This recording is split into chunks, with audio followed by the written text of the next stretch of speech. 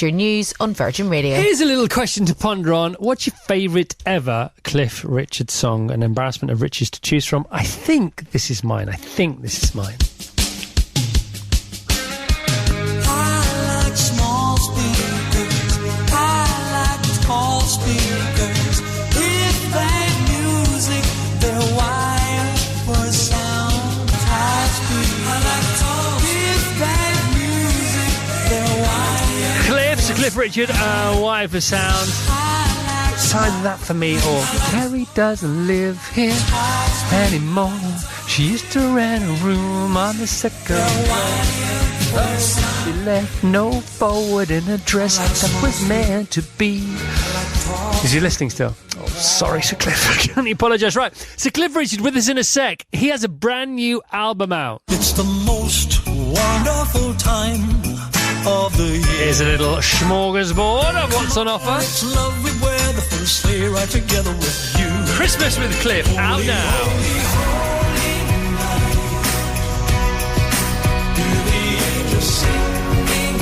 Walking around the Christmas tree, have a happy holiday. Jingle bell, jingle bell rock. We've said this of many people on the show, but never before has it carried more weight. He needs little or no introduction. However, he's still going to get one. Over to you, Vass. He may no longer be a young one, but he's definitely still high class, baby, and smashing out chart-topping tunes. His new album, Christmas with Cliff, is out now and up against Stormzy for number 1. Already celebrating an astonishing 8 decade with a top 5 album. It's a big congratulations to Sir Cliff Richard. Good morning, Cliff. How you doing? I'm good. How come you're all so bright this early? Because we're getting paid. You know it is. Listen, I heard you say that I was called Sylvia, but it wasn't by my off. It was when Elton John took my record to the States. Right. I kept saying, "Have I gone Silver here?" And he had this habit of naming everybody with a female name. Yeah. His driver was called Betty, as in Betty Driver. Yeah, I got it. All right, from Coronation Street. Good. So I got Sylvia in this. Well, Cliff, it's great to have you on the show. I'm so pleased you made time for us. Congratulations on everything, as always. How does it feel to be up against Stormzy now that you know who he is? Well, that's right. You know, I don't live here anymore. So for me, it was a stranger to the business. But for me, it's fantastic. I keep telling myself, how is this happening? Next year is going to be my 65th year. And here I am competing with someone who's the highest, biggest selling artist of the decade. And he's got to compete with me. I'm thrilled. Win or lose, this is going to be one of the most fun times I've had. Cliff, it's great to talk to you. And I was thinking about Stormzy and you. And I was thinking about, you're up against him, he's up against you. And who have you been up against in the past? Let's go back to maybe your first number 1 album. The likes of whom were your adversaries back in the day then? Oh, my God. Elvis Presley, wow. Chuck Berry, the Everly Brothers. I mean, it was unbelievable. And the thing is, every single Christmas, I've only had 4 Christmas number 1s. I'm not grumbling, that's enough. But it's competition time. Everybody used to and still does release their records nearer Christmas because that's where you sell more records.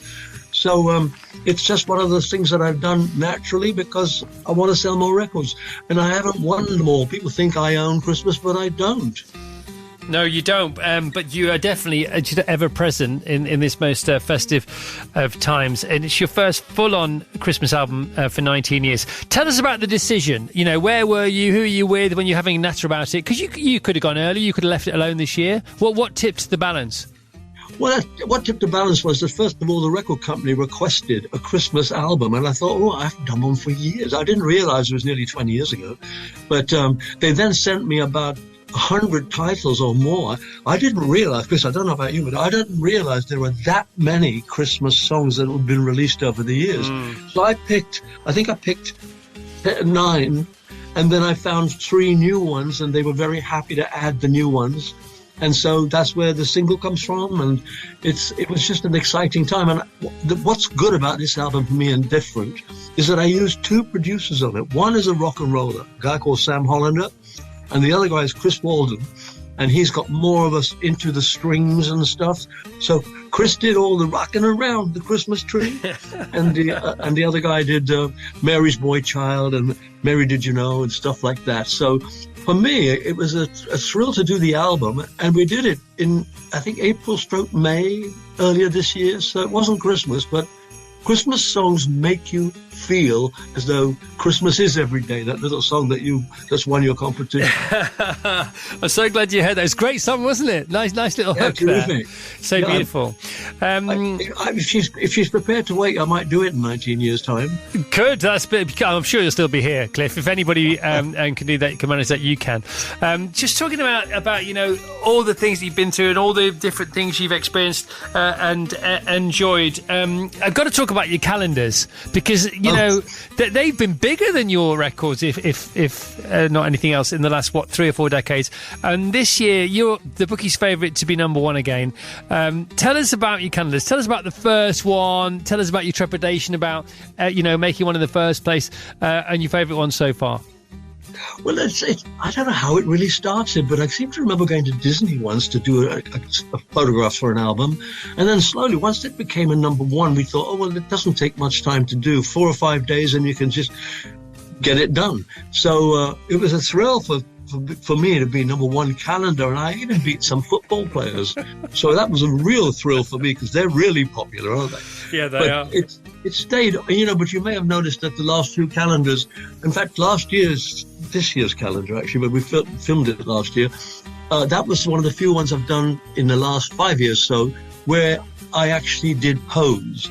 Otherwise, we've been using, and this current calendar that's for next year is all taken by my fans. Yeah. They're all photographs taken live. And with the entry of iPhones, the phone camera is so good. In fact, my last calendar was shot on my iPhone. Yeah, so clever nowadays. And again, so it's really quite easy to do. And I think everybody's fans likes to see them as though it's just a picture for them hanging in their kitchen. Yeah, well, it's definitely going to take pride of place in our house. It always does. It's so much fun. It's so much fun to have you blessing our kitchen every year and every day of every year. A friend of mine was talking about the Andy Williams Christmas shows. There's a brilliant documentary on Sky at the moment on Sky. It's about Andy Williams Christmas shows over the years. The sort of signature host bespoke Christmas show was a wonderful thing. I know you did many yourselves. Can you speak to the being on other people's Christmas shows? Did you go on Andy's show? Did you go on Bing Crosby's shows ever? No. I mean, don't forget, I was never really taken to heart in America. Right. It was a difficult area for me, and I discovered very much later, when I was celebrating my 30th year, when an album called Stronger was starting to make a move, and a song called Some People had broken into an adult contemporary chart. And I suggested to EMI that we maybe have one more go there. And they told me, EMI America is not excited by Cliff Richard material. Now, you can't make it on your own in the States. You've got to have a big thing going on behind you. The Beatles, for instance, when they went there, it's said that the management got a couple of 100 fans to come in who probably never heard of the Beatles before. And they all came in and they had all those banners waving, and here's to the Beatles. The thing about it is that the Beatles had something to follow it up with. So I never got that chance there. But now I love it because I have an ordinary life when I go there. I go shopping by myself. Yeah. No one knows who the heck I am. No, there's a handy amount of fame to have, isn't there? And you seem to have nailed it pretty much. What have I nailed? Yeah, there's a handy amount of fame to have. You can have too much, where you can't literally go anywhere on the planet. Well, that's what it's a pleasure. I mean, obviously, 10, 15 years ago, I was desperate to make it there. I remember meeting Elton and somebody else on the top floor of a hotel in Australia, and they said, how come you've never made it in America? I said, oh, tell me about it, please, because they said, you were the first here. So even my showbiz friends can't understand it. But now I'm happy with it. And I've turned down things in America because I think to myself, if that becomes good and successful, I'm going to lose my cover. Yeah, 100%. You are 82 years young, Cliff. I know you're on tour. You're going on tour. I've got the Live Nation website here, livenation.co.uk. I think it's sold out. You haven't got that many dates in the UK, but they are much to be treasured. How are you with a gig nowadays? You know, are they as big as they are as effortful as they used to be? What is your prep like nowadays? You've always really looked after yourself. Basically, I'm asking for some super health hints is what I'm doing. Well, I think it's pretty well common knowledge that I follow a regime of eating. It's not really a diet. If you start it, you lose the weight you might have. It's based on your blood type. And so I just eat quite well these days, but I only eat what I'm supposed to eat. And I have to give up certain things that I loved before. But there are so many thousands of vegetables and different things I can eat that I do. And so that's basically it. Of course, I've played tennis for many years, and that sort of keeps me fit. So those are the only tips I can give you. And I think sometimes, Chris, it's a bit of what you got given to you by your mum and dad. You know? Something that passes down. My mother, when she first came to the premiere of The Young Ones, the press man came up to me and said, "Who's your new girlfriend?" Wow. My mum loved it. That's pretty impressive. No, good genes go a long way. There's no doubt about that. Cliff, it's fantastic to have you on the show. 82 years young, as I say. Wise beyond your years. However, your years are catching up to your wisdom now, and that's no bad place to be. Do you have a message for your fans? B, the UK, C, humankind in general? What do you think about things? What can you put out there that people can pay forward?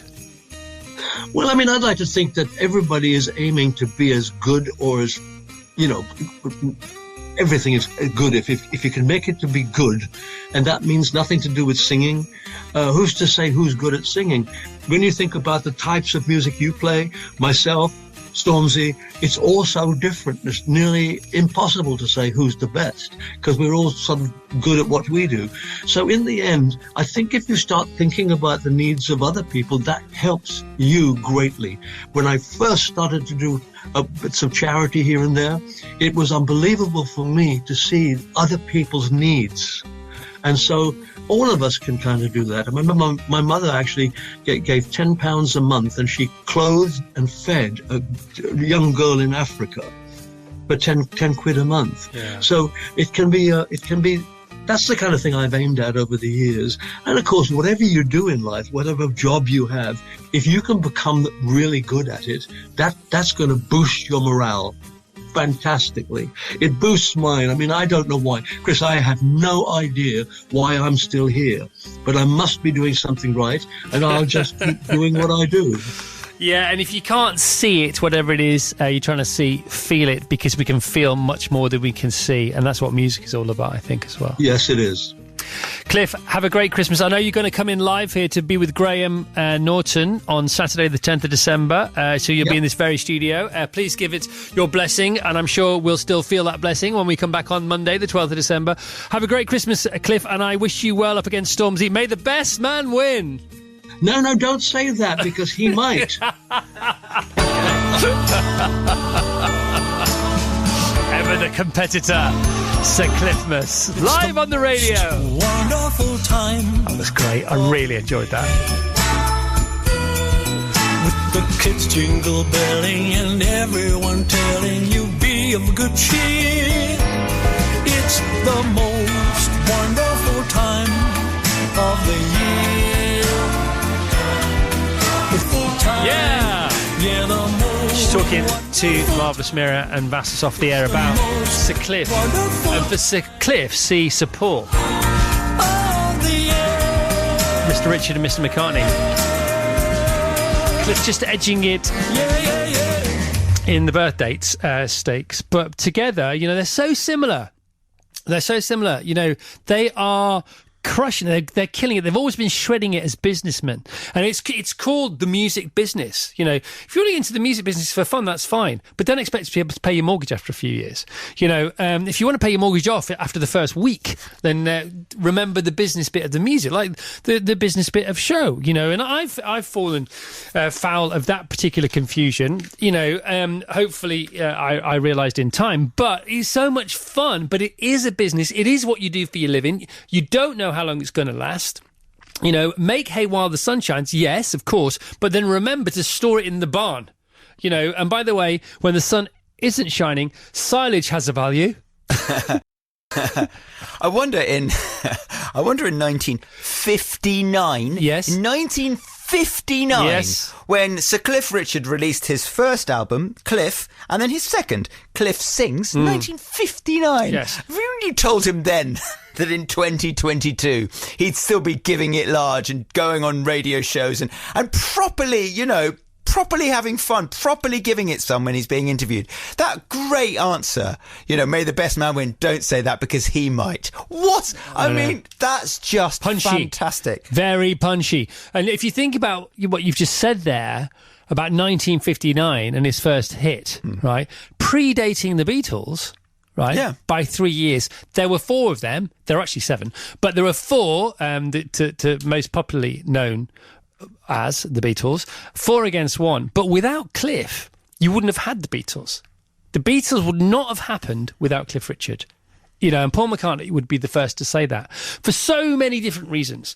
So, you know, one of the reasons that the Beatles, you know, were born was because they are from Liverpool, and Liverpool was a port, and that meant that when the brand new 7-inch rock and roll records came off the boat, they came off the boat first in places particularly like Liverpool. So the record shops in Liverpool got those singles first, and when rock and roll arrived on the boat physically on vinyl, it arrived in Liverpool, you know, and they went to Brian Epstein's shop, his record shop, to listen to that kind of music. But Cliff was, of course, our very own Elvis Presley. He had a bit of Chuck Berry in there as well, so he was ahead of the Beatles on the rock and roll curve. Then the clean cutness of and the well-kemptness of Cliff's image was something for the Beatles to rail against. Because, you know, you can have Cliff or you can go rock and roll, real rock and roll like we are. But without him, they wouldn't have had the comparison, you know, or the context to step away from. So without Cliff, you don't get the Beatles. It's as simple as that. It's brilliant. It's brilliant. It is absolutely brilliant. It was a real joy to have him on. And he's going to be live with Graham Norton, because Graham Norton is live and exclusive to this station, Virgin Radio UK, on Saturdays and Sunday mornings at 9:30 with our friends at Waitrose.